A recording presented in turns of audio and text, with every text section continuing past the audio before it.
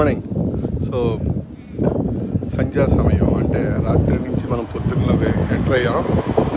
రాత్రి నుంచి మనం పొద్దున్నలోకి ఎంటర్ అయినప్పుడు ఈ సంధ్యా సమయాన్ని క్రియేట్ చేసిన వాడు ఎవరు?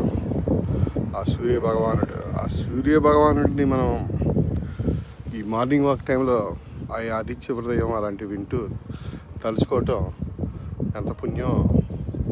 తలుచుకోకపోవడం కొంచెం చిన్న తప్పు చేసినట్టు అవుతుంది. ఎందుకంటే కృతజ్ఞత అనేది ఒకటి ఉంటుంది కదండి. కృతజ్ఞత ఎందుకంటారా? సూర్య భగవానుడి మీదనే కదా మనందరికీ మన తినడానికి తిండి అయినా, మన బాడీలో ప్రాణమైనా, లేకపోతే మన కంటికి జ్యోతి అయినా, everything is from him. So అటువంటి వాటికి మనం కృతజ్ఞత చెప్పుకోవాలి.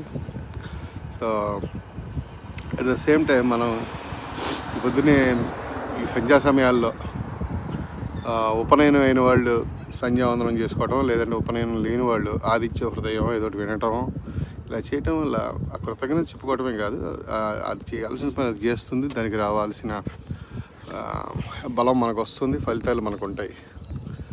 అంతేకాకుండా ఎంత ప్రశాంతంగా ఉంటుందండి. మనం బాడీ, మన మైండ్ అనుకోకుండా ఇంత అద్భుతమైన ప్రకృతిలో మనం దీని నుంచే మనం తయారు కాబడ్డాం అనే ఒక సత్యాన్ని, వీఆర్ ఆల్సో కూడా part of that, we are part of this మహా చైతన్యం అనుకోవటం ఎంత మంచి ఆలోచన, ఎంత మంచి నిజాన్ని తెలుసుకోవటం కదా.